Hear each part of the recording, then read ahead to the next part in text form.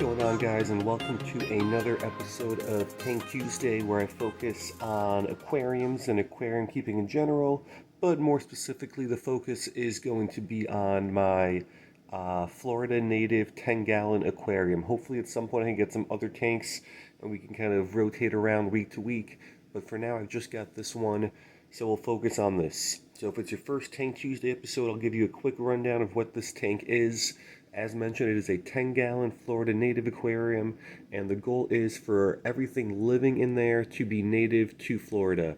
So I'll briefly talk about the 4 different plant species that are in there, and then we'll spend a little bit more time talking about the 2 different fish species that are in there, and then we'll spend a little bit of time talking about the title of this video, which is how these fish survived during my 2-week trip to Southeast Asia. I was gone for... Actually, I think I was gone 15 days in total, and all the fish, at least I think all the fish, are still alive and thriving in there. So very briefly, I'll give you a rundown of the plants. The plants over on the right of the aquarium, the Mayaca fluviatus or something like that, the bog moss, that has been the plant that has done the best for me.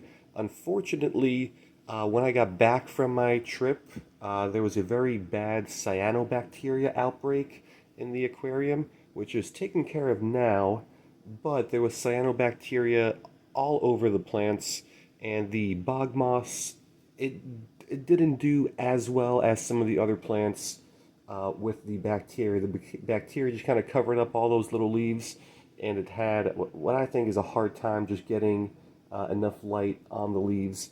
So the new growth looks pretty good. It's nice and fluffy and green, but a lot of the older growth looks, well, a little bit more brown, and it's still covered by the bacteria, although now the bacteria is dead because I did treat it. The tank is looking a lot better than it was. I'll show you quickly a little picture of what the tank looked like at the height of the cyanobacteria outbreak, and it was not very pretty. But yeah, it's treated now. Looks to be all good. The new growth is looking good. The old growth, not so much, but hopefully the new growth can replace the old growth. Over toward the left of the aquarium, the pearlweed, that is looking great. That has really taken off, and it kind of replaced the bog moss as the best growing plant in this aquarium. It's looking really good. You can see a couple of the stems now reaching the top of the aquarium. Pretty soon here I'm going to probably have to go in and trim that a little bit.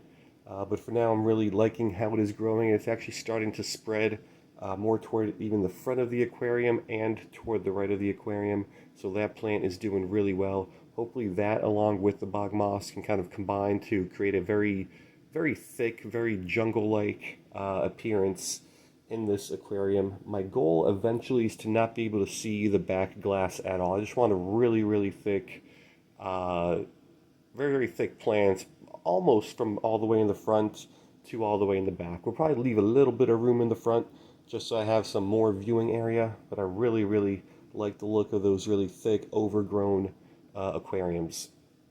The third plant, which is kind of doing in the middle, would be the dwarf chainsaw. That's right in front of the sponge filter, all the way on the left. There's 2 little individual plants there of the dwarf chainsword. It's growing. It's just growing really slowly. Let's see, it's been over 4 months now since those guys have been in there, and they are growing. They're just growing very, very slowly. But from what I understand of plant growth, stem plants, which the bog moss and the pearlweed are, those grow really fast, and a lot of the other plants grow fairly slowly. So the dwarf chainsword is growing, just not too quickly. And then the fourth plant, this has been the plant that has done the worst for me. There's just 2 really, really small stems kind of right in the middle toward the bottom. That is the lemon bacopa, and it just hasn't ever done well. It's barely growing now. All the other plants have kind of swarmed it and engulfed it, so I'm sure those guys are even struggling now to get enough light. I should probably trim the bog moss and pearlweed away from it a little bit, but I don't really care too much about that plant. It just has never done well. So if it grows, great. If not, I'm not going to be all that upset. And now let's talk about the fish a little bit. So this is going to be interesting. So I put in 8 least killifish in here, and 6 bluefin killifish. The bluefin killifish are doing really well, and they are much more fearless. So I'd say about 80% of the time I can see the bluefin killifish kind of somewhere in the aquarium. I can see one right now in the lower right. The other ones seem to be hiding, but hopefully at some point they come out, you can see those guys a little bit better. We'll do some feeding later on, so hopefully they come out during that as well. But the least killifish are sort of the opposite. For the least killifish, those guys hide like 80% of the time. I can see one tiny one over in the lower left corner. But yeah, the bluefin killifish spend about 80% of their time out in the open. Least killifish about 80% of their time kind of hidden in the plants. And I've seen all 6 bluefin killifish at some point every single day. So I know that the 6 that I put in there are still in there. The least killifish, I'm not so sure. The most least killifish that I've really been able to see, at least the most adults I've been able to see over the last several weeks, maybe even the last month, is 6.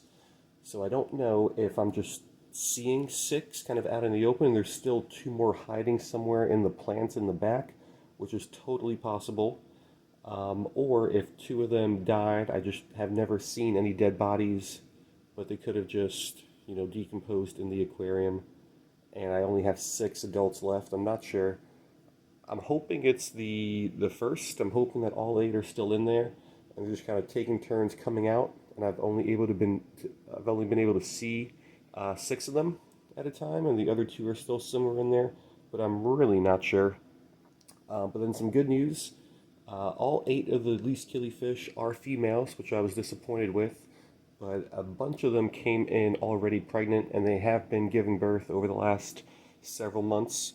Unfortunately, the bluefin killifish like to snack on the little fry.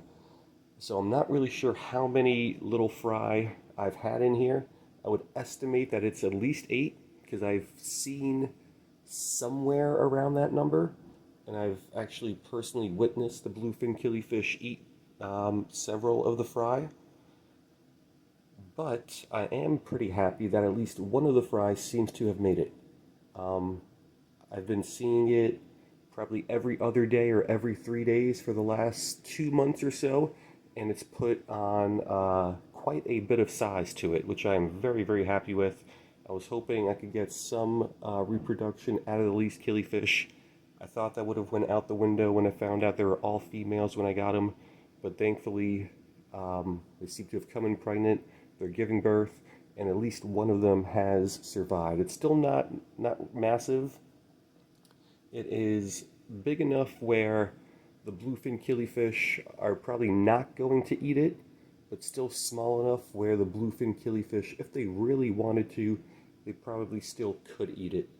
But I'm not too worried about it getting eaten now. If it was going to get eaten, it probably would have got eaten over the last 2 months. So I think that is going to be fine. So let's briefly talk about how these fish survived. So like I said, I was gone for 2 weeks in Southeast Asia, in Singapore for a few days, but mainly in Indonesia. And for a long time, I didn't have an aquarium, even though I wanted one, mainly because I travel so much and I'm gone so much. So I wasn't sure how I was going to be able to manage one. Then I did a fair amount of research, and I figured out that I probably could do it with the right setup and the right instruments, I guess you could say. So I'm going to show you the automatic feeder that I used. It's a fairly good one, at least in my opinion. I'll probably do a full review on this at some point. Hey, look at that little bluefin killifish came up to the front. Alright, yeah, I'll probably do a full review on it at some point, but I'll show it to you quickly now, because it is a good one. Let me just turn the lights on here so you can see it, and the bluefin killifish will probably dart toward the back as soon as I do. Yep, there he goes. These guys are fairly light sensitive. When the light's off, at least in my room, they come out kind of all over the place usually, but then when I turn the light on, it's bright like this, they usually hide. But anyway, so the automatic feeder that I got is the Pet Bank. Just got it on Amazon. Don't remember the price, but less than $30. The battery's supposed to last several months. I've used this, actually, honestly, for about a month. I went on a 1-week trip to Spain, and then that little bit over 2 week trip to Indonesia and Singapore. And I've been gone a couple weekends now too, and I've used it for all those times on one charge. It's got all these compartments that I will show you. It's got all these little compartments here, and then you can load it up with as much food as you want. And then there's several settings here. I set it to rotate just once per day while I'm gone. So all the food in this compartment, as it rotates, will get released through the bottom there once per day. So I believe there's 15 compartments here. So once per day is enough to cover about 2 weeks. But you can also set intervals on this thing where it can feed like every other day or even every 3 days, I think. So you could really get maybe even like a month's worth of feedings out of this, but I don't think I'm ever going to be gone for a month. And if I was gone for a month, I would probably find someone to come and feed them, because I don't really trust this thing for one full month. For a week, 2 weeks, a weekend, I think it's fine, but anything longer than that, I would be a little worried. But yeah, I'll do a full review on this product at some point, but for now, just wanted to show you this. Let's turn the lights off again, so hopefully some of these fish feel a little bit more comfortable and they can come out. And while they're getting more comfortable, I'm also going to feed them a little bit, some little mini micro pellets that the bluefin killifish seem to love. So we'll do a little live feeding here.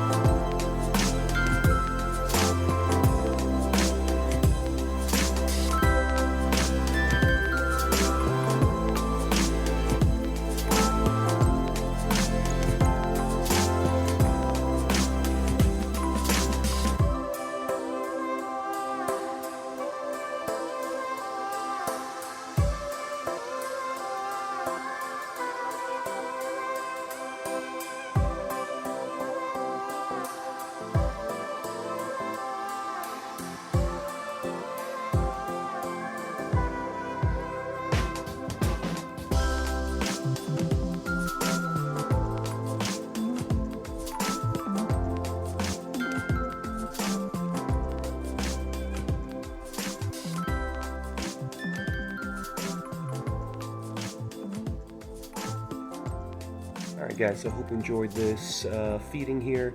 The bluefin killifish really seem to love these little micro pellets. They come out of hiding to kind of just pick these off one by one in the open. The least killifish also seem to like it. They just don't really pick it out of the water column. They usually wait for it to settle on the driftwood or on the ground, and then they'll kind of just swim around. Scavenging, I guess would be a better word for it. They just kind of pick it up off the bottom once it settles, while the bluefin killifish will kind of pick it mid-water and then also pick it up off of the bottom. But yeah, I'm glad these fish survived my 2-week trip to Southeast Asia, knowing that they were able to make it and not only survive but thrive really well is a good sign.